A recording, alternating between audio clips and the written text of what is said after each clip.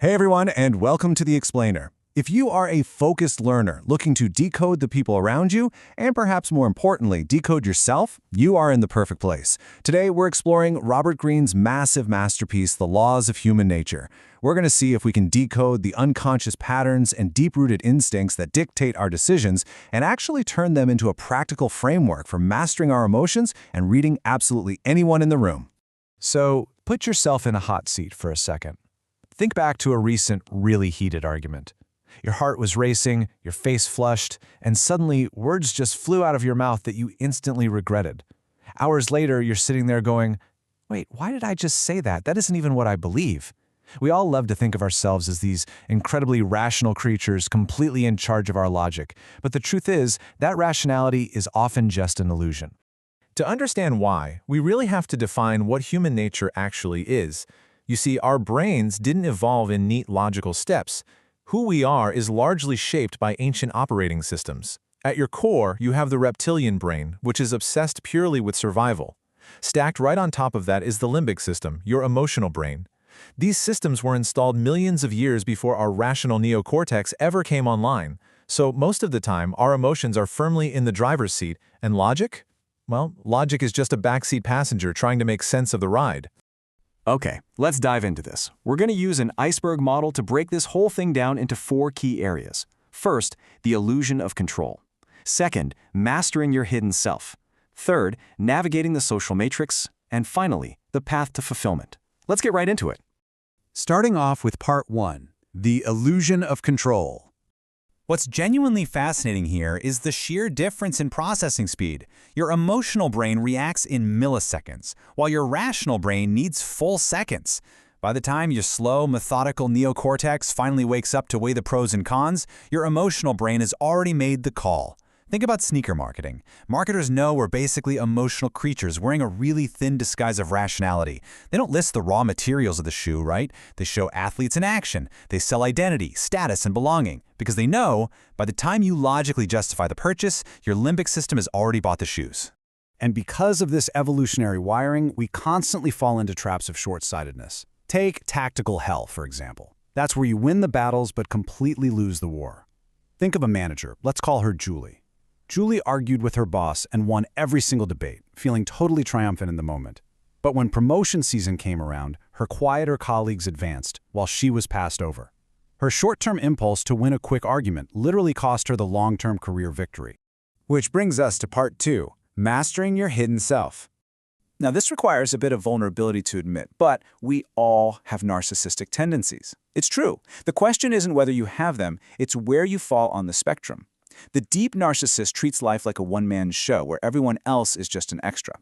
But a healthy narcissist, they value themselves, sure, but they possess deep empathy. They listen and they focus outward. So the crucial takeaway is this highly counterintuitive truth. The more genuinely interested you are in other people, the more magnetic and influential you actually become. Alongside that narcissism, we are constantly role-playing. The philosopher Arthur Schopenhauer said people are like the moon. They only show you one side. And it's so true. We wear masks to protect ourselves from vulnerability, to adapt, to conform, and to control how people perceive us. I mean, just think about the polished perfection of a LinkedIn profile versus the messy reality of your actual daily career. We all do it. But remember, true power comes from aligning your words with your body language. 93% of communication is nonverbal. When the mask slips, that incongruence is exactly what gives you away. And this brilliantly illustrates how these hidden selves actively destroy our potential. Our attitude literally acts like a camera filter. It actively shapes our reality and often causes us to unconsciously recreate childhood patterns. For example, if you're driven by an avoidant attitude and a deep fear of not being good enough, you'll deeply procrastinate, right? You end up sabotaging opportunities before they even begin. By recognizing these negative filters, we can actually stop the cycle of self-sabotage in its tracks. All right, pivoting outward now. Part 3, navigating the social matrix.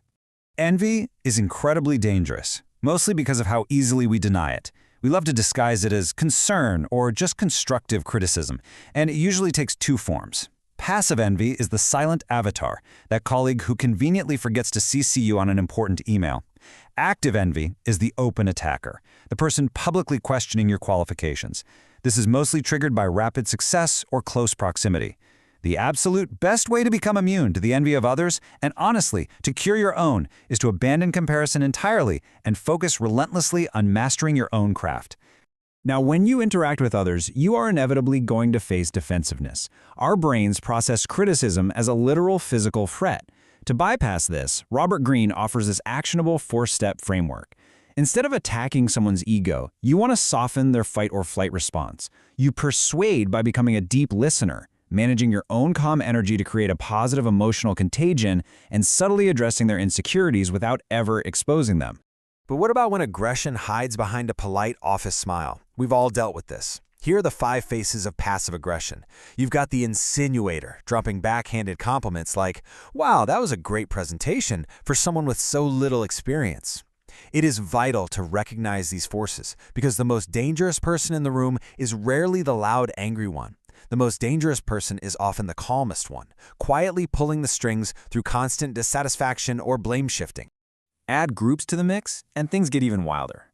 Our individual personality actually gets hijacked by our social personality, and we fall into these traps completely automatically. Doubts vanish when the crowd seems certain. You literally catch the panic or the anger of the group. To survive the social matrix, you have to carefully curate an inner circle that actually shares your true values and balances your weaknesses, keeping you grounded when the crowd goes mad. Finally, let's switch from defense to offense. Part 4. The path to fulfillment. To win the long game, you really have to zoom out. Looking at Ibn Khaldun's historical cycles of generations, you might think you are in full control of your worldview, but you're actually heavily biased by the era you were born into. Are you a builder, focused on growth? Or maybe a cynic, questioning the system? Ask yourself what generational lens limits your perspective, and make a conscious effort to connect with ideas from different eras, because that is where true, groundbreaking insight lives. Next, you need a compass. You need your ikigai, your true reason for being. Consider the story of 2 young professionals. Alex spent his 20s aimlessly chasing status, money, and fleeting pleasure, eventually finding himself totally burnt out and lost. Maya, on the other hand, focused on a specific purpose in renewable energy, taking on step-by-step challenges. By following this roadmap, looking back to her calling, building a supportive circle, and mastering the flow state, Maya built a truly meaningful life. Purpose always outlasts pleasure. Now, as we reach the end of our explainer, I want to slow down for a second. We really need to talk about the final and honestly most profound law, the law of death denial. We spend our days obsessing over trivial details, social media drama, the opinions of people we barely even know. We live as if death is a distant concept meant for somebody else. But true freedom, laser-clarified priorities, and authentic courage, those only arrive when we fully embrace our own mortality. When you accept that your time is strictly limited, a stranger's judgment suddenly feels incredibly insignificant. And you know when that fear of judgment shrinks?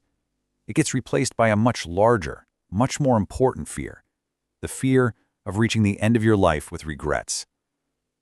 So as you look at your goals, your relationships, and the hidden potential inside of you, I want to leave you with this single, provocative thought.